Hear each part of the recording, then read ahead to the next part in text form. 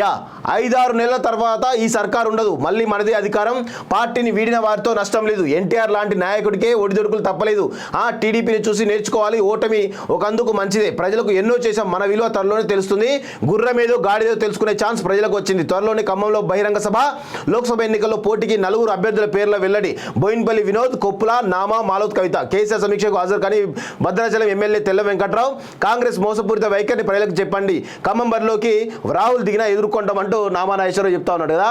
నామా నాగేశ్వరరావు అనే వ్యక్తి అసలు వాస్తవంగా ఈ నలుగురిలో ఒక్కరు కూడా గెలిచే పరిస్థితి అండి. ఎవరంటే ఈ నలుగురు ఎవరైతే ఉన్నారో బోయినపల్లి వినోద్ కుమార్ కానీ, కొప్పుల ఈశ్వర్ కానీ, నామా నాగేశ్వర్ కానీ, మాలోత్ కవిత కానీ, ఈ నలుగురు కూడా 100కి 200% ఓడిపోతారు, రాసి పెట్టుకోండి. ఇదంతా కూడా వాళ్ళు మాలోత్ కవిత అయితే నేను టికెట్ తీసుకొని నాకు వద్దురా నాయన మొర్రో అని ముత్తుకుంటామని కూడా బలవంతంగా ఇవ్వడం జరిగింది. అదేవిధంగా నామనాగేశ్వర కూడా అదే పరిస్థితి, ఆయన కూడా వద్దు అసలు బీజేపీలో చేరుతా అనేటువంటి ఒక ప్రయత్నం కూడా చేసినట్టు మనకు తెలుస్తూ ఉంది. అది కూడా కష్టమే కనబడుతుంది. ఇక బిద్దపల్లి గురించి మనం చెప్పాల్సిన అవసరం లేదు, ఆయన ఎట్టి పరిస్థితులను గెలిచే ప్రసక్తే లేదు వాస్తవంగా.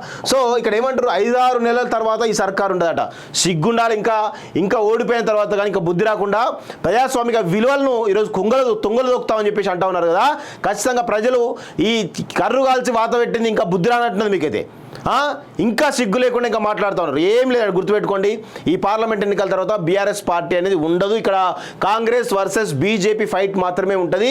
ఒక్క సీటు కూడా భారతీయ రాష్ట్రపతి బీఆర్ఎస్ నేతృత్వంలో ఒక్క సీటు కూడా గెలిచేటువంటి అవకాశాలు ఈరోజు మెదక్ ఒకటి గెలిచే అవకాశం ఉందని చెప్పేసి అందరూ అనుకుంటూ ఉన్నారు. కానీ మెదక్లో కూడా ఈరోజు రఘునందన్ లాంటి వాళ్ళకు టికెట్ ఇస్తే కనుక ఖచ్చితంగా అక్కడ కూడా ఓడిపోయేటువంటి అవకాశం అయితే బలంగా కనబడుతున్నట్టయితే మనకైతే తెలుస్తూ ఉంది.